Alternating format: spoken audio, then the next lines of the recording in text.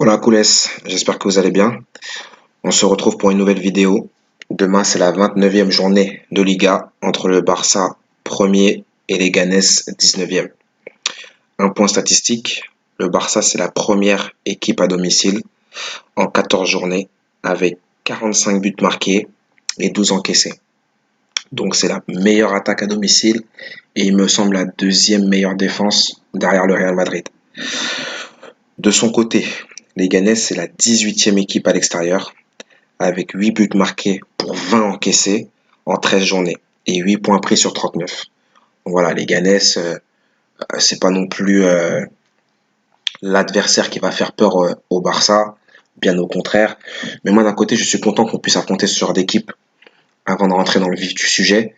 Ça nous permet de nous remettre à flot physiquement, techniquement, tactiquement, pour pouvoir après aller affronter les grosses écuries du championnat, hein, parce je vous rappelle, on a un match très important ce week-end. On se déplace à Séville, donc ça va pas être un match facile. C'est un match où on doit pas perdre de points parce que le Real ils sont en train de tenir la cadence derrière, même si je les ai pas trouvés super impressionnants, hein. J'ai regardé leur match face à Eibar. Si Eibar avait bien joué certains coups, je pense ils auraient pu partir avec un point. Voilà, j'ai pas trouvé le Real non plus super excitant sur le terrain. Sincèrement, voilà, déjà je les aime pas de base, mais si je dois être totalement neutre et être objectif, ils étaient pas impressionnants. Voilà. Donc nous on peut pas se permettre de perdre des points et on connaît nos faiblesses à l'extérieur, hein, même si on sort une très belle performance. Mais bon, c'était face à Mallorca, on va pas non plus tirer des conclusions sur un match de reprise qui plus est face à un adversaire qui normalement est à la portée du Barça à l'extérieur comme à domicile. Voilà, moi je voilà, je tire pas de conclusion hâtive là-dessus. Euh, ensuite, au match aller, il y a eu 2-1 pour le Barça, qui après avoir été mené, s'est ressaisi en deuxième mi-temps avec des buts de Suarez et de Vidal. Donc voilà, normalement, il n'y a pas de grosses difficultés pour le Barça. On est à la maison. Bon, on est sans supporters, hein, avec cette histoire d'épidémie, mais voilà, je pense pas qu'on va avoir d'énormes difficultés, hein. Je vous ai mis ma compo d'équipe et le groupe pour demain. Bon, ma compo d'équipe, j'ai fait extrêmement tourner, à part Messi. Bon, je pense qu'il va faire tourner Messi, hein, mais bon, moi, je me vois pas, même, même sur une vidéo, je me vois pas mettre Messi sur le banc. Moi, je le sortirai à la mi-temps, par exemple, pour faire entrer Griezmann ou autre, si le match est plié à la mi-temps. Mais je me vois pas mettre Messi sur le banc. Après, ça se trouve qu'il le mettra sur le banc, hein. On a des opportunités.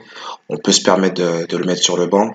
Mais je pense que pour un match comme ça, voilà, on peut se permettre de le mettre sur le banc. Maintenant, moi, j'aimerais que Messi joue tous les matchs, même si voilà, aujourd'hui, on le sait, hein, physiquement, c'est pas le Messi de quand il avait 25 ans. Mais voilà, moi, je l'ai pas mis, les gars. Moi, je le mets pas. Moi, pour moi, Messi, c'est titulaire demain.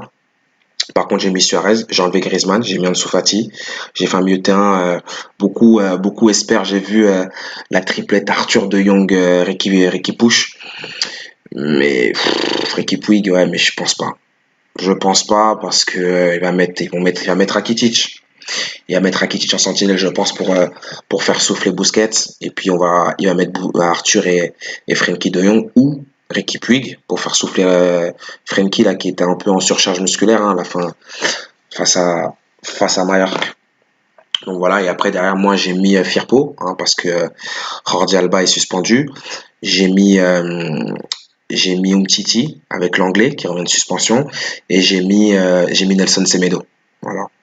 Donc défensivement j'ai renouvelé tout le monde et voilà, après vous connaissez le mur, hein, le mur de Berlin derrière qui normalement n'aura pas grand chose à faire demain. J'ose l'espérer. Voilà, j'ose l'espérer.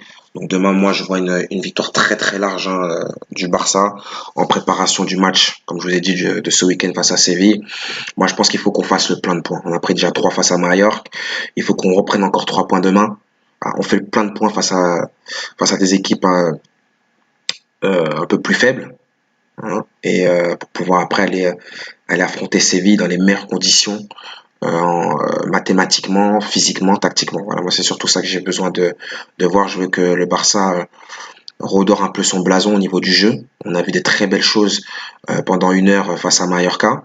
Après voilà, on a géré aussi, hein, ils sont obligés de gérer, hein, en jouant tous les 2 3 jours, on est obligé de gérer aussi ses efforts. Mais là demain, j'attends qu'on monte encore un peu plus en puissance. Hein, on a vu qu'on était bien physiquement. Je veux qu'on monte un peu plus en puissance avec les rotations. Après, je fais confiance à Sétienne, hein, pour tout ce qui est rotation. Je pense qu'il va bien gérer les choses. Il a dit, hein, qu'il y aura pas mal de rotations lors des prochains matchs, ce qui est totalement légitime. Donc voilà. Demain, moi, si je dois vous donner des pronostics comme prévu, le Barça qui marque plus de 2,5 buts dans le match, côté 1,60, 1% de mise, ça suffit amplement. Le plus d'1,5 but à la mi-temps, côté 1,95, très belle value, 1%, ça suffit. Le plus d'1,5 but aussi en deuxième mi-temps. Je pense que ça va être un match à but, côté 1,55. Et le Barça qui gagne les deux mi-temps, côté 1,82, c'est une très belle aussi cote, une très belle cote, hein, surtout sur un match à domicile du Barça face à un adversaire qui est vraiment à sa portée. Donc voilà, moi je pense que ces 4 pronostics-là, on peut faire un tabac, on peut, on peut braquer la FDJ et puis se régaler devant un très beau match de foot du Barça, même face à un adversaire un peu plus, comme je dis, un peu plus faible. Mais bon, voilà, c'est le jeu de la Liga, on affronte des bons adversaires, des adversaires un peu plus faibles. Voilà. Moi, je pense que demain, un 4-5-0 du Barça avant d'aller dormir, ça serait très bien. Et pour préparer Séville, parce que j'attends avec impatience ce match face à Séville. Vous avez vu, je l'ai répété pendant la vidéo, mais parce que je l'attends. J'attends parce que c'est un vrai test, pardon, pour le Barça. On va pas en affronter beaucoup, hein, des grosses équipes d'ici la fin de saison, avant de préparer avec des champions.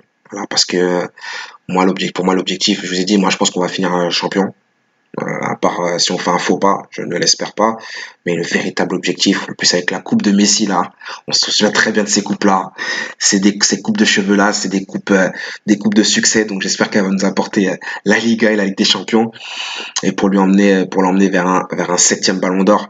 Mais voilà, voilà. Aujourd'hui, je pense que c'est ça. Demain, je serai sur Twitter. Comme d'habitude, la team, avec un live tweet. Moi, je serai en direct sur Beansport. Et puis on débriefera tranquillement après avec une petite vidéo débrief. Donc la team, commentez, aimez, abonnez-vous, activez la cloche pour être informé à chaque fois qu'il y a une vidéo qui est postée. Et puis comme on dit toujours, hein, Bisca Barça.